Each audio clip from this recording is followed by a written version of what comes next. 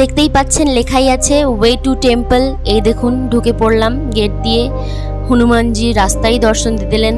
আর একটা প্রবেশদ্বার পেরিয়ে গেলাম। এই দেখুন জঙ্গলের মধ্যেটা একবার শুধু দেখুন, কেমন মোটা মোটা লতা গাছগুলো। আমার তো লতাগুলো দেখে মনে হচ্ছিল যেন ময়াল সাপ। অনেকদিন আগে চিরঞ্জীবীর একটা সিনেমা দেখেছিলাম, যেখানে জলের নিচে একটা শিবলিঙ্গকে সাপ আরও অনেক কিছু জীবজন্তুরা এরকম গাছের আকারে থেকে পাহারা দিচ্ছিল।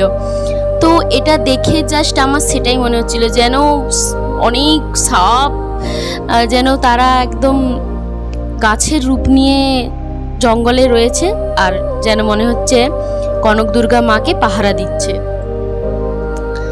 সত্যি মানে বোধহয় আমরা অফ সিজনেও চলে গিয়েছিলাম, সেই জন্য খুব একটা লোকজনও ছিল না। তো একদমই ফাঁকা, একটা পাতা পড়ার শব্দও খুব জোরে জোরে শোনা যাচ্ছিল। গা পুরো ছমছম করছিল, গায়ে কাঁটা দিচ্ছিল আমার, কেন জানি না।